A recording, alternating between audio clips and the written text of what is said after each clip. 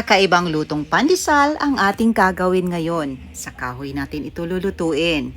Napakasarap nito, napaka-soft, napaka-fluffy. Kakaiba to sa pandesal na nakasanayan yung kainin. Mas pina-healthy natin, mas pinasarap pa.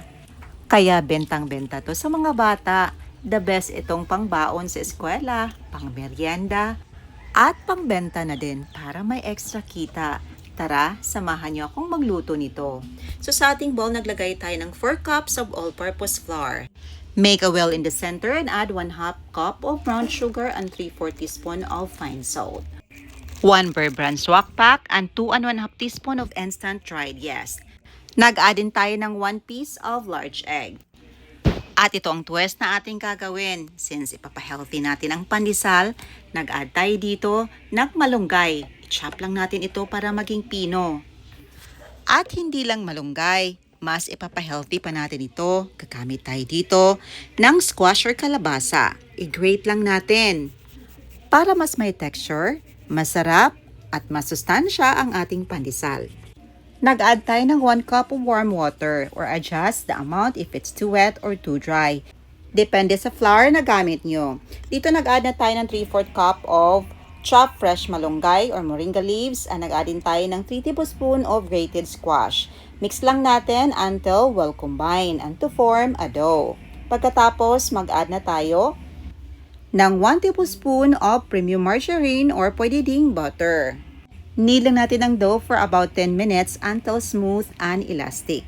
Pwede tayong magdust ito ng flour habang konti-konti lang para hindi masira yung texture ng dough natin. And after 10 minutes, nag-window test na tayo. At kapag naging ganito na ang dough natin, so that means ready na para i-proof natin ito.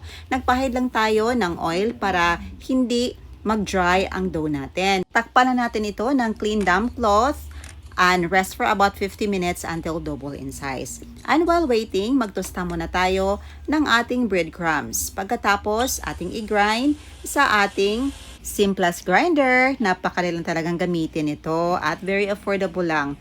So after 50 minutes, ito na nag-double in size na ang ating dough and i-punch lang natin sa center para ma-remove yung air at mawala yung acid nito. Masahin natin ng mga ilang minuto. Pagkatapos, i-shape natin into a log and i-divide na natin ang ating dough into desired sizes.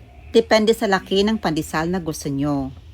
Sa akin, tinansya ko lang yan kung gaano kalaki ang gusto natin sa ating pandesal. But kung panegosyo, mas better na timbangin nyo para uniform talaga ang laki ng mga pandesal nyo. I-continue lang natin ang pag-shape until na mabuo natin lahat at i-roll natin ito sa ating toasted breadcrumbs. Pagkatapos, i-rest natin ito for about 20 minutes para patubuin natin. After 20 minutes, ipipreheat na natin ang ating improvised oven for 3 minutes. Kahoy natin lulutuin. Gumamit lang ako dito ng dahon ng saging para panglayin natin. Pwede ding parchment paper. Takpan na natin ito at sa ibabaw lagyan natin ito ng apoy. Para sakto talaga ang luto nito, ito po ang ating improvised oven. And lutuin for about 9 minutes. And after 9 minutes, so ito na, napakaganda ng luto at ang bango ng ating pandesal. O diba? Para na ding niluto sa regular oven, but ang sarap ng luto sa kahoy. Dahil may smoky flavor ito, grabe talaga ang sarap nito. Kakaiba talaga sa nakasanay nating pandesal na nabibili sa bakery store. Dahil luto ito sa kahoy. Lulutuin lang natin yung natira pa hanggang sa matapos. Again, lutuin for about 9 minutes and after 9 minutes, ito na ready na ang ating napakasarap at mainit-init na squash malunggay pandesal. Mas pina-healthy natin. Mas lalo pa itong bumangot sumarap dahil ginamitan natin ito ng dahon ng saging as liner. Ito na, ready to serve na ang ating malunggay squash pandesal. Soft and fluffy at very healthy pa. O diba? Napaka-soft nito. At kitang-kita mo talaga ang bits and pieces na malunggay na nilagay natin. At itong aking anak, sobrang hilig talaga sa tinapay.